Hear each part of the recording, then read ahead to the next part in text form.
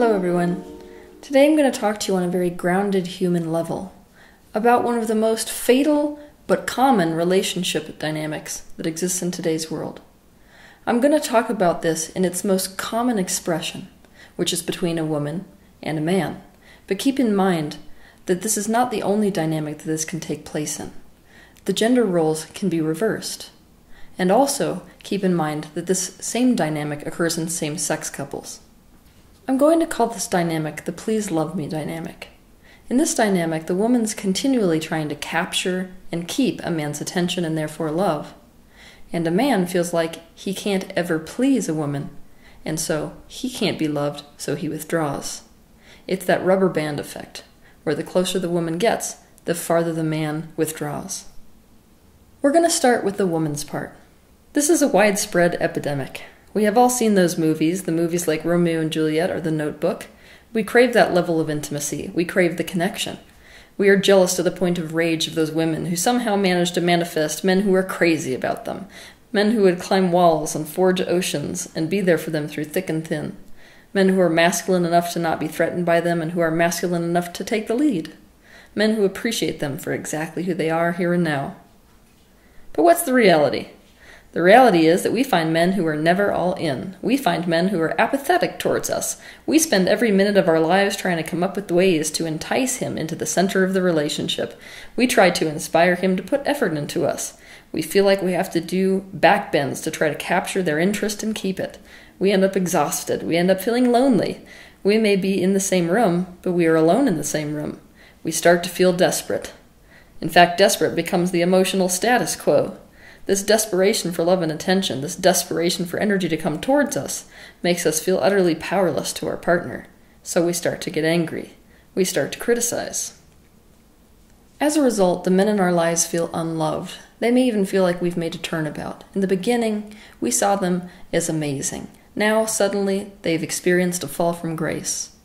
Because they can't please us, they can't make us happy, and we're constantly criticizing them, they withdraw. And that makes us more angry. And that makes them withdraw more. And that makes us more angry. And that makes them withdraw more. And now, we're riding a snowball bound for hell. And now for the men's part. Men have a dream of a woman who is vivacious and carefree, who can enjoy loving and enlivening moments without stress. They want a deep connection with a woman who is self-assured enough to let them be what they are and do what they want to do, yet feminine enough to let them take the lead. They want a woman who can love and appreciate them exactly as they are here and now. But what's the reality? The reality is that you find women who are constantly displeased with something about you. You find women who nag, and you find women who criticize. Your life is riddled with stress, a stress that doesn't exist when you are away from her. You feel like whatever you do isn't good enough, and you can't figure out what she does want. It's like you are communicating in different languages. You start to feel trapped in the situation where you can't win. You don't know how to make the other person happy, so you start to withdraw, and you start to build a silent resentment. And where does your pent-up frustration and energy go? It goes into fantasies, it goes into drugs, it goes into pornography, it goes into other women. As a result, the women in your lives begin to feel unloved. And because of that, they start to pull on your energy more. They start to make you feel trapped. They start to be clingy. And they criticize you. And because this feeling of entrapment, because you can't please them, because it only gets worse and worse, they only criticize you more and more, you withdraw more and more, which makes her angry, which makes you withdraw, which makes her angry, which makes you withdraw, and yet again, we're riding a snowball bound for hell. This vibrational dance that men and women tend to do can be easily imagined through the image of a kiddie pool between two people. Let's call the kiddie pool the land of relationship, the land of intimacy. What's usually happening is that the woman, one partner, is trying to pull the other partner, usually male, into the kiddie pool, while the other one's constantly trying to escape. When it comes to what created this dynamic, as usual, we have to look at childhood. But I want you to keep in mind, I'm going to be putting forth the most common relationship, parent and child dynamic that occurs. But on occasion, this is not the case. Sometimes it is the same-sex parent which is the offender in the scenario, but most often, when we form our romantic relationships, they mirror our relationship with our opposite-sex parent. For girls, We had fathers who could not develop intimacy and emotional closeness with us. We had fathers who always had something more important to do. They were always working at the office or working on a project around the house or engaging in a hobby or lavishing their attention on our mothers. Our fathers did not initiate quality time with us. They did not get to know who we were or what we liked and disliked. We had to literally do backbends to get their attention. They did not extend their energy towards us in any way. Instead, they made us feel like we had to capture and earn their attention, and then work doubly hard to keep that attention. As much as we wanted to be, we were not daddy's girls. This feeling is, of course, compounded if we experienced being under the care of fathers who were not protective of us, who didn't protect us from external harm, whether that external harm was imposed, either physically or emotionally, by people inside or outside of the home. It could be siblings, it could be the other parent, it could be someone who's a family friend. It's also greatly compounded if our relationships with our mothers was also bad. If it was a competitive relationship, or if there was coldness there, then what we're struggling with is that we crave our father's attention because we're trying to escape from loneliness and also from fear. So the stakes are raised. It's worth it to mention here that it's quite common that if we felt like we had to compete with our mother or another sibling for our father's attention, we will find ourselves involved with an apathetic mate whose affections stray towards other women. It is also quite common that if we had to compete with a career or hobby for our father's attention, we will find ourselves involved with an apathetic mate whose attention will be taken up with work or a hobby. It's hard for us to recognize that this feeling that we feel in our intimate romantic relationships is the exact same feeling that we had in our relationship with our father. It's difficult for us to recognize this because we have buried that pain deeply beneath our craving for them. When we didn't get the love we wanted from a parent, we often idolize them and we continue reaching for them. And because of that craving we feel for them, we don't actually acknowledge the intense amounts of pain that we are being caused because of their withdrawal or the lack of attention on us. For boys, you had mothers who were so enmeshed that they could not let you be free. Your mothers smothered you with closeness, but not the kind of closeness that felt good. You had mothers who mistook worry for love. They nagged you and criticized you. It was a closeness that came with judgment.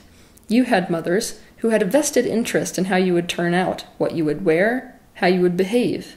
You had mothers who guilted you for making them unhappy. You had mothers who were controlling. Their love felt like poison because it wasn't given freely. It was only given in response to pleasing them, and it never seemed like you could please them enough. Your mother was unpleasable. They approved of only what you did for them. They loved you only for what they wanted you to be, not for who you actually were. Your relationship with them was stressful. Your mothers made you responsible for their happiness, and so you learned that the only way to survive her was to shut down to her emotionally. You learned that intimacy was dangerous. You want it, but you also see it as an open door for entrapment. You may have been a mama's boy, but the truth is you didn't want to be. It didn't feel good to be a mama's boy with this mother. This feeling is of course compounded if you had a father who was escapist, overly passive, or addicted. If this is the case, then mothers often replace their husbands with their sons. And now you are providing the emotional support for your mother. This, of course, adds way more fuel to the fire of this particular condition, of feeling as if there is some danger to intimacy. It is hard for you to recognize this dynamic that you have in your romantic relationships as being the exact same dynamic that you had in your relationship with your mother, because you still feel guilty for seeing her this way. You don't feel as if it's okay to see her in this light. To some degree, you still take responsibility for her well-being. And so you don't give yourself permission to see her for what she really is, or see your childhood for what it really was. The guilt is keeping you prisoner and closing your eyes, and you are blind to seeing the dynamic. This is perhaps the most common dynamic we have in our romantic relationships today. We women find the same relationship dynamics with our partners as we had with our fathers, and men find the same relationship dynamics with their partners as they had with their mothers. So what do we do about it? Step one is we have to recognize the fact that this is the case. That's why I spent so much time explaining this particular condition to you, so you could see it for what it really is. Ask yourself this question. Are we trying to turn our apathetic father into the involved, loving, protective father figure that we wanted by trying to turn our apathetic partner into the involved, committed, protective, and intimate lover that we want? Are we trying to turn our unpleasable mothers into the unconditionally loving, approving, carefree mother figure that we always wanted by trying to turn our impossible-to-please, critical, clingy partner into a self-assured, unconditionally loving, approving sex kitten that we want. Step 2. As women, we have to be willing to let the relationship go, to let the relationship fail. Our number one fear as women is if we aren't pulling a man towards us and trying to capture his energy, that he's never going to initiate it. His energy will literally never come towards you unless you pull at it. The thing is, it is better to let that go and have no relationship than to be exhausted and to feel just as unloved as you would if you were abandoned, because you're constantly having to pull at someone's energy, constantly trying to convince someone to love you. There are a great many programs offered to women about how to train your man to love you. One of the most common ones is a technique called mirroring. That means if you're with a man who withdraws, then you withdraw at the same time. You basically mirror exactly what he's doing with your own actions. And it is true that this particular modality of training tends to work. But here's the thing. If you have to live your life training your person that you're with to be in a relationship with you, are you really so matched in the first place? This guarantees you will spend your life living on your toes instead of relaxing into a supportive, intimate relationship with a man who wants to and is willing to be committed to a relationship and invest energy in you. Your relationship will turn into a highly manipulative game, and you will be doing nothing more than you were doing with your father, trying to structure your behavior so you can get the reaction you want from him. Pour all of the energy that you would pour into trying to get him to be fully present with you straight into yourself. I know it's irritating to hear because we feel super alone and like we're completely abandoned and unlovable when the message we keep receiving from self-help experts is learn how to love yourself better. But pouring energy into yourself is the surefire way to tell whether you're with someone who you should be with or really shouldn't be with. Go ahead and tell your partner what it is that you need and want, but then pull back. If he doesn't give you what you need and want, then he's not wanting to be all in the relationship.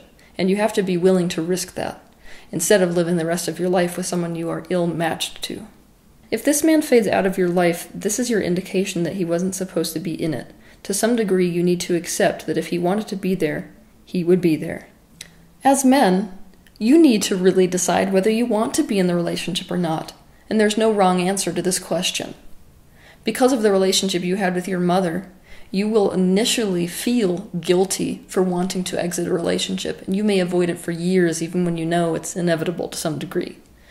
If you're having issues with coming to the center of a relationship, you get to really ask yourself, am I all in or not? And if not, you already know what to do. Pack up your things, leave, exit the relationship. But if the answer is yes, now it's time to commit. It's the time for you to notice when you're withdrawing. You have to catch yourself in the act and do the opposite. Not only that, you have to learn how to love. There's a lot of people around you that can help you with how to love someone. Even the Google machine on internet will help you learn how to love someone. You can type in a search for romantic ideas about how to make your partner feel like you love them. There's so many ideas online, it's not even worth talking about in this particular video.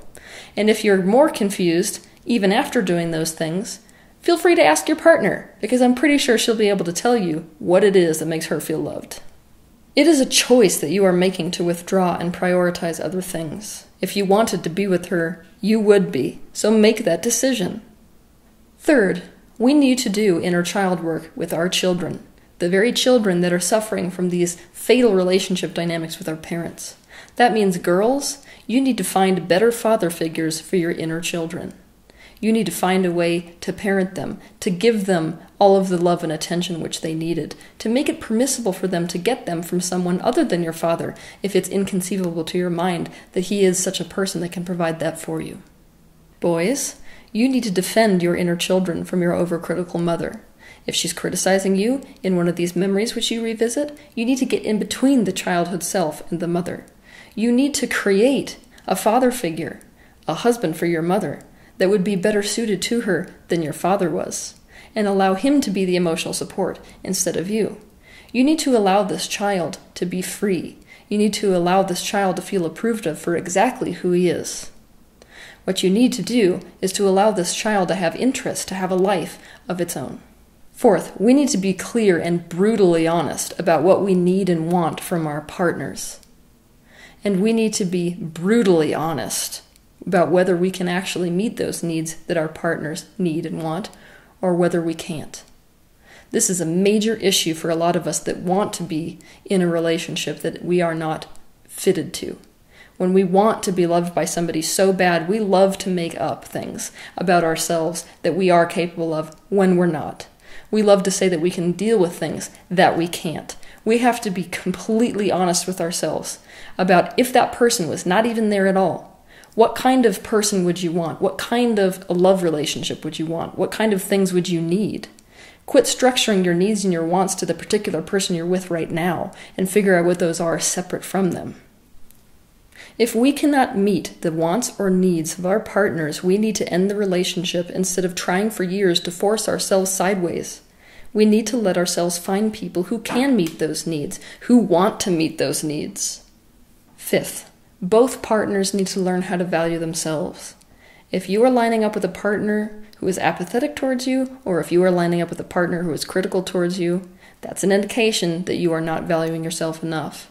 Now, the topic of how to value yourself could be its own episode, so maybe I'll do that in the future. But it's a totally essential thing that those of us who are in this particular emotional dynamic find a way to develop self-worth, to develop a sense of value and self-approval, so that we're not a match to people who disapprove of us. Sixth, and this is probably the most important point, because we are the ones that are raising the future generations. So if we don't want to see the continuance of this particular fatal dynamic in relationships, it starts with us and the way that we raise our children. That means mothers, we need to change the way that we're raising our children. We've got to stop criticizing and nagging them. We've got to start letting them be who they really are. We cannot make them a substitute for our absentee husbands. We need to separate our fear for how other people will think of us from our children so we can stop controlling them and trying to turn them into what we want them to be. Pretend that your children are unique flowers. You have no idea what they are going to turn into, and that's most of the fun of it. Your job is to unconditionally be present with them. Let them be free. They do not belong to you. They are not extensions of you. Practice positive focus towards them. They are individual beings with their own destinies, their own wants and needs. You are setting them up for what to expect from a girlfriend or wife in the future. You are setting them up to be with women who nag and criticize and who are never pleased with them. Fathers, you need to start taking an active role in your daughters' lives. Drop the apathy. It's not going to work anymore. Get to know who she is. Show her that you value and love her. Spend time with her. Let her know that you will keep her safe. Put your energy into her and put effort towards her. Don't expect them to know that you love them because you're their dad. The most important thing to understand if you are a father is the concept of intimacy, because that fear of intimacy with a daughter is actually the number one reason why fathers avoid intimacy with their daughters. They're worried that they're crossing a line. They don't understand that intimacy is not necessarily sexuality. So in order to understand intimacy, I want you to break down the word intimacy into me see.